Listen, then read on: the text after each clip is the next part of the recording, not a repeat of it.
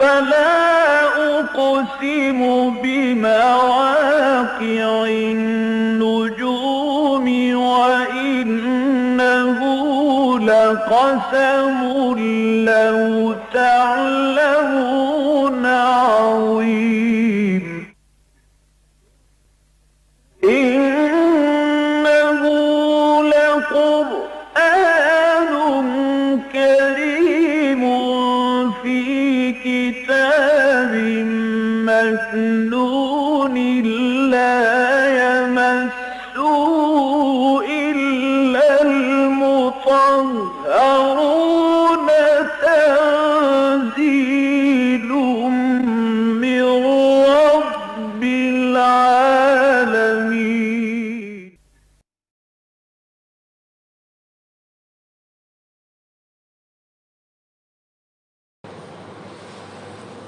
اعوذ باللہ من الشیطان الرجیم بسم اللہ الرحمن الرحیم یا ایہا الذین آمنوا خذوا حذرکم فانفروا ثبات او انفروا جمیعا وان منکم لمن لا یبطئن فان اصابتکم مصیبۃ قال قد انعم اللہ علی اذ لم اکن معهم شہیدا ولئن اصابکم فضل من اللہ لیاکلن کأن لم تکن بینکم وبینہ مودۃ یا لیتنی کنت معہم فافوز فوزا عظیما فلیقاتل فی سبیل اللہ الذین یشرون الحیاۃ الدنیا بالآخرہ ومن یقاتل فی سبیل اللہ فیقتل او یغلب فسوف نؤتیہ اجرا عظیما وما لکم لا تقاتلون فی سبیل اللہ والمستضعفین من الرجال والنساء والوالدان الذین یقولون ربنا اخرجنا من هذه القرية الظالم اهلها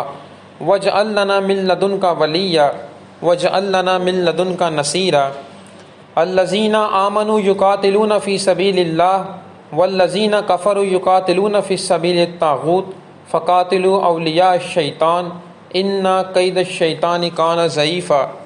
صدق اللہ العظیم. آیت نمبر 71 سے ہے. سورۃ النساء کی 6 آیات تلاوت کی ہم نے، آیت نمبر 71 سے لے کر 76 تک. جیسے کہ میں نے آپ سے پہلے بتایا، آیت نمبر 60 سے لے کر آیت نمبر 126 تک یہ غالباً 66 آیات بنتی ہیں، جس کے اندر خطاب جو ہے وہ منافقین کے ساتھ خطاب ہے. تو پہلی آیت میں اللہ پاک فرما رہے ہیں یا ایھا الذین آمنو، اے ایمان والو، خذوا حذرکم، اپنے بچاؤ کا سامان اپنے ساتھ رکھو، فانفروا ثبات، اور ٹکڑوں کی صورت میں نکلا کرو، او انفروا جمیعا، یا پھر تم جماعت کی صورت میں نکلا کرو. بچاؤ کے سامان سے مراد ہے کہ جب کوئی شخص جنگ کے دوران چلتا ہے تو اس کے لیے اس کا بچاؤ کا سامان اس کے ہتھیار ہوں گے، اس کی ڈھال ہوگی، اس کی تلوار ہوگی، اور اگر آج کا دور ہے تو جو جدید اسلحہ ہے وہ اپنے ساتھ رکھے گا. کہ گویا کہ اگر وہ جہاد کے لیے جا رہا ہے تو جو ساز و سامان دنیاوی طور پر اسے چاہیے، اے ایمان والو اس ساز و سامان کو اپنے ساتھ رکھا کرو. فانفروا ثبات، نکلا کرو چھوٹے چھوٹے ٹکڑوں کی صورت میں. اب یہ بات نوٹ کر لیں کہ جب مدینہ کے اندر مسلمان شفٹ ہو گئے ہجرت کی صورت میں، تو وہاں پر 2 طرح کی کاروائیاں ہوتی تھیں. ایک تو یہ ہوتی تھی کہ چھوٹے چھوٹے دستے بنا کر چھاپے مارے جاتے تھے، مشرکین کا رستہ روکا جاتا تھا، ان کے قافلوں کو لیا جاتا تھا. دوسرا جو طریقہ کار یہ تھا کہ ایک پوری مسلمانوں کی جماعت ایک فوج کی صورت میں کفار کے سامنے کھڑی ہو جاتی تھی. تو یہ 2 طریقہ کار تھے. تو اللہ پاک پہلے میں فرما رہے ہیں فانفروا ثبات، کہ اگر تم نکلو تو چھوٹے چھوٹے جماعت کی صورت میں نکلو. 40 لوگوں کی جماعت، 50 لوگوں کی جماعت، کہ تم نے فلاں پوائنٹ پر کھڑے ہو کر یہ کام سر انجام دینا ہے. یا پھر پوری ایک جماعت، جیسا کہ غزوہ احد کے مقام پر 1000 لوگ نکلے تھے، لیکن اس میں سے جو 300 منافقین تھے وہ واپس پلٹ گئے تھے، تو پیچھے 700 لوگ رہ گئے تھے. غزوہ بدر کے معاملے میں بھی ایسا ہوا تھا، 313 کا دستہ تھا وہ، جو کہ پوری جماعت کی صورت میں کفار سے لڑنے کے لیے تیار ہو گیا تھا. تو 2 صورتحال ہیں، یا تو چھوٹے چھوٹے ٹکڑوں کی صورت میں نکلو، یا پھر پوری جماعت کی صورت میں نکلا کرو. وَإِنَّ مِنْكُمْ لَمَنْ لَا يُبَطِّئَنَّ، اور یقیناً تم میں سے ایسے بھی ہیں جو دیر کر دیتے ہیں کہ جہاد کے لیے لوگ جا رہے ہیں، آپ پہنچے، ہم آپ کے پیچھے آ رہے ہیں، یہ ہمارا فلانا کام ہے، ذرا میں یہ کر لوں، آپ پہنچے میں آپ کو رستے میں ہی جوائن کر لوں گا، لیکن وہ جماعت چلی جاتی ہے لیکن وہ لوگ پیچھے سے کوئی نہیں آتے۔ اور اس سے مراد کون ہے؟ وہ منافقین لوگ جو دل سے لڑنے کا جذبہ رکھتے ہی نہیں ہیں۔ فَإِنْ أَصَابَتَكُمْ مُصِیبَةٌ، پھر اگر تمہیں کوئی مصیبت پکڑ لے، جنگ کے اندر شکست ہو گئی یا زخم زیادہ لگ گئے، کوئی بھی ایسے معاملات ہو گئے جس سے مسلمانوں کو عارضی طور پر کسی مصیبت کا سامنا کرنا پڑے، قالا، تو یہ لوگ کہتے ہیں، قد انعم اللہ علیہ، ہمارے اوپر تو اللہ نے بڑا انعام کیا، اکنا معہم شہیدا، کہ ہم ان لوگوں کے ساتھ وہاں موجود نہیں تھے، کہ اگر ہم ان کے ساتھ وہاں موجود ہوتے تو ہمیں بھی نقصان ہوتا، ہمارا جو مال تھا وہ لٹ جاتا، ہماری جان بھی جا سکتی تھی، تو اللہ نے جو ہمیں سیف سائڈ پر رکھا ہے، ہم اس جنگ کے اندر شرکت نہیں کر سکے، تو یہ اللہ نے ہمارے اوپر بہت بڑا انعام کیا۔ حالانکہ حقیقت تو یہ ہے کہ ان کے دلوں میں اپنی خباثت بھری ہوئی تھی، یہ اپنی مرضی سے جانا نہیں چاہتے تھے۔ وَلَا إِنْ أَصَابَكُمْ فَضْلٌ مِّنَ اللَّهِ، اور اگر ان کے اوپر اللہ اپنا فضل کر دے، کن کے اوپر؟ مسلمانوں کے اوپر، لَيَأْكُلُنَّ، تو یقیناً یہ لوگ کہتے ہیں، كَأَن لَّمْ تَكُن بَيْنَكُمْ وَبَيْنَهُم مَّوَدَّةٌ، گویا کہ ان میں اور تمہارے درمیان کوئی دوستی نہیں، لیکن پھر بھی یہ جملہ استعمال کریں گے، یا لیتنی کنت معہم فافوز فوزا عظیما، اے کاش میں بھی ان لوگوں کے ساتھ وہاں ہوتا تو مجھے بھی بہت بڑی کامیابی ملتی۔ یہ لوگ جو فتح حاصل کر کے واپس آ گئے ہیں تو میرے بھی ان میں نام شامل ہوتا، میری بھی بلے بلے ہو جاتی، میرے بھی نمبر بن جاتے۔ ان لوگوں کو جو مال غنیمت حاصل ہو گیا ہے، میں ان میں شامل ہوتا تو مجھے بھی مال غنیمت حاصل ہو جاتا۔ لیکن دوسرا رخ کیا؟ پہلے تو جانا ہی نہیں چاہتے تھے کہ اگر میں گیا تو میں قتل ہو جاؤں گا، میری جان چلی جائے گی، میرے بیوی بچے یتیم ہو جائیں گے، مجھے نقصان پہنچ جائے گا، اور اگر ان کو نقصان پہنچا تو خوش ہوتے ہیں کہ اللہ کا شکر ہے کہ میں ان کے ساتھ نہیں گیا، اگر میں گیا ہوتا تو مجھے بھی نقصان ہوتا۔ لیکن دوسرا رخ، لالچ والا رخ کیا ہے کہ جب مسلمانوں کو کوئی کامیابی حاصل ہوتی ہے تو یہ حسرت کرتے ہیں کہ اے کاش ہم بھی گئے ہوتے تو ہمیں بھی یہ کامیابی نصیب ہو جاتی۔ فَلْيُقَاتِلْ فِي سَبِيلِ اللَّهِ الَّذِينَ يَشْرُونَ الْحَيَاةَ الدُّنْيَا بِالْآخِرَةِ، جن لوگوں نے اپنی دنیا کی زندگی کو آخرت کی زندگی کے بدلے بیچ دیا، انہیں چاہیے کہ وہ اللہ کے راستے میں قتال کریں۔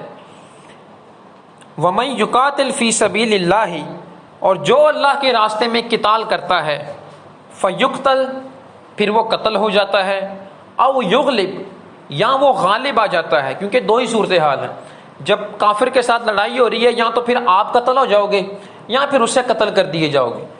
فیقتل، پھر وہ قتل ہو جائے، او یغلب، یا پھر وہ غالب آ جائے، فسوف نؤتہ اجرا عظیما، تو ان قریب ان کے لیے ایک عظیم اجر تیار کیا گیا ہے۔ اگر یہ لوگ فتح حاصل کر کے واپس آئیں گے پھر بھی ان کو انعام ملے گا، اور اگر یہ جنگ کے دوران شہید ہو گئے پھر بھی ان کو انعام ملے گا۔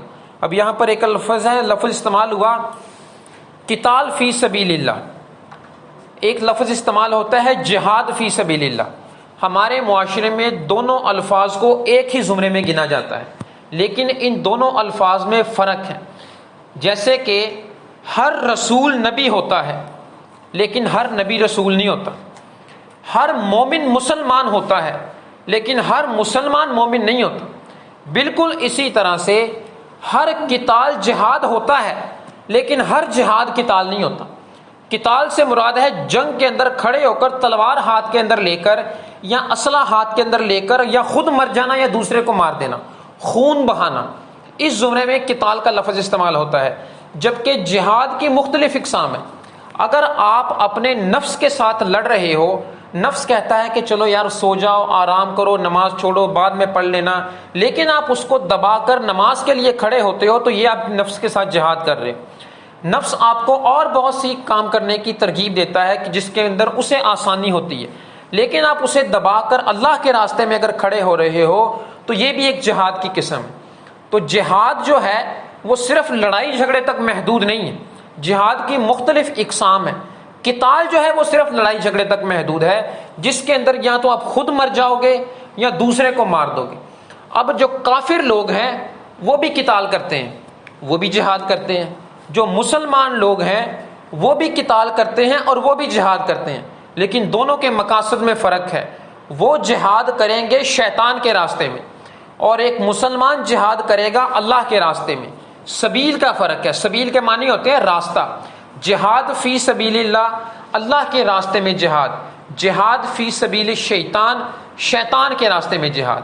تو اس بات کو نوٹ کر رہے ہیں کہ یہاں پر جو لفظ آیا ہے قتال کا، اس سے مراد جنگ کے حالت میں کھڑے ہونا، کہ یا تو میں مر جاؤں گا یا مار دوں گا، میرا مقصد یہ ہے کہ اس زمین پر اللہ کا دین نافذ ہو جائے، اللہ کے دین کو غلبہ حاصل ہو جائے۔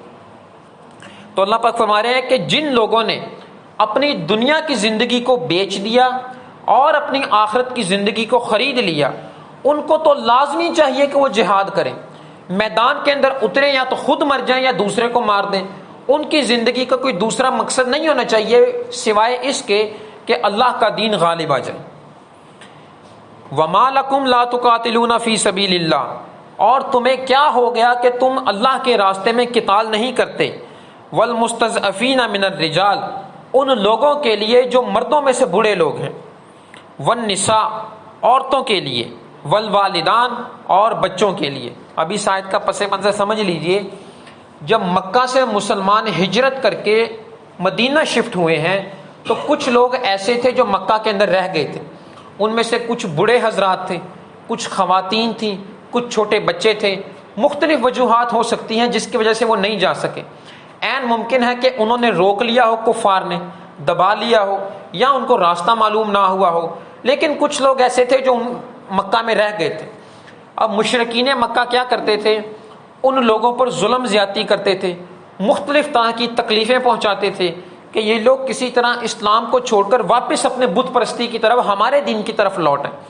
تو وہ لوگ اللہ سے دعا کرتے تھے کہ اے اللہ ہمیں اس بستی سے نجات دلا دے، یا ہمارے لیے کوئی ایسا مددگار بھیج دے کہ ہماری مدد فرمائے۔ تو اللہ نے ان کی یہ دونوں دعائیں قبول کی ہیں۔ اس بستی سے بھی کچھ لوگوں کو نجات دلا دی، کچھ لوگ وہاں سے ٹریول کر گئے، اور دوسرا فتح مکہ جب ہوا ہے تو ان لوگوں سے بھی ان کو نجات مل گئی، کیونکہ اس وقت مسلمانوں کا غلبہ حاصل ہو گیا۔ اب اس چیز کو پس منظر پہ رکھ کے اس آیت کی طرف آئیے۔ وَمَا لَكُمْ لَا تُقَاتِلُونَ فِي سَبِيلِ اللَّهِ، اور تمہیں کیا ہو گیا کہ اللہ کے راستے میں تم قتال نہیں کرتے۔ وَالْمُسْتَضْعَفِينَ مِنَ الرِّجَالِ، ان مردوں کے لیے جو بوڑھے مرد ہیں جو مکے میں رہ گئے تھے، وَالنِّسَاء، اور خواتین کے لیے، وَالْوَالِدَانِ، اور چھوٹے بچوں کے لیے، الَّذِينَ یقولون، وہ لوگ جو یہ کہتے ہیں، ربنا، اے ہمارے رب، اخرجنا من هذه القرية ظالم اهلها، ہمیں اس ظالم بستی کے لوگوں سے نجات عطا فرما، یہاں سے ہمیں باہر نکال دے، واجعل لنا من لدنک ولیا، اور ہمارے لیے اپنی طرف سے کوئی ولی مقرر کر دے، واجعل لنا من لدنک نصیرا، اور ہمارے لیے اپنی طرف سے کوئی مددگار بھیج۔ الذین آمنوا، جو لوگ ایمان لائے، یقاتلون فی سبیل اللہ، وہ لوگ قتال کرتے ہیں اللہ کے راستے میں۔ ان کا صرف ایک ہی مقصد ہے کہ اس زمین پر اللہ کا دین قائم ہو جائے، نافذ ہو جائے، پریکٹیکلی طور پر فالو ہونا شروع ہو جائے، صرف زبانی کلامی حد تک نہ ہو۔ یہ نہیں ہے کہ بس اللہ کا دین کتابوں میں لکھا ہے تو بس ٹھیک ہے، یا صرف اپنے آپ کو صفائی کی جا رہی ہے، بلکہ اس دین کو پریکٹیکلی طور پر اس زمین پر نافذ کیا جائے۔ والذین کفروا، اور جو لوگ کفر کرتے ہیں، جنہوں نے کفر کو اختیار کیا، یقاتلون، وہ بھی قتال کرتے ہیں، فی سبیل الطاغوت، لیکن وہ طاغوت کے راستے میں قتال کرتے ہیں۔ اب جیسا کہ میں پہلے بھی آپ سے عرض کر چکا ہوں، طاغوت ہر اس چیز کو کہا جاتا ہے جو آپ کو اسلام پر عمل کرنے سے روکے، وہ چاہے کوئی انسان ہے، وہ چاہے کوئی جنات میں سے ہے، یا چاہے وہ کوئی معاشرے کا ایسا سسٹم ہے جو اسلام پر لوگوں کو کام کرنے سے روک رہا ہے، وہ طاغوت کے زمرے میں آ جائے گا۔ مختلف معنی ہیں طاغوت کے۔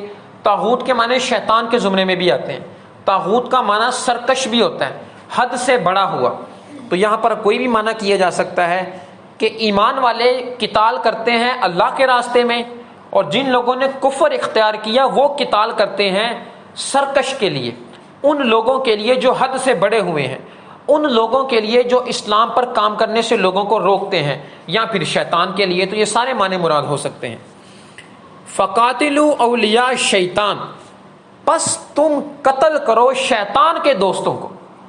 جو لوگ تمہیں دین پر کام کرنے سے روکیں، تمہارے خلاف تلوار لے کر کھڑے ہو جائیں، تو تم پر بھی یہ لاگو ہے کہ ان کے متعلق کھڑے ہو کر ان کو قتل کر دو، ان کا صفایا کر دو۔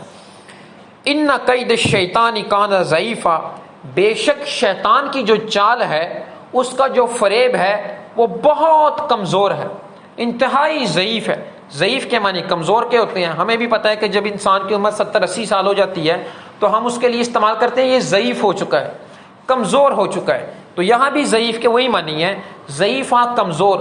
جتنی بھی شیطان چالیں چلے گا وہ وقتی طور پر تو ہیں، لیکن وہ کارآمد نہیں ہے، اس کی چالیں ساری کی ساری انتہائی کمزور ہیں۔ آج کا ہمارا سبق یہیں تک تھا۔ اللہ تعالی ہم سب کو اس قرآن کو سمجھنے کی اور اس پر عمل کرنے کی توفیق عطا فرمائے۔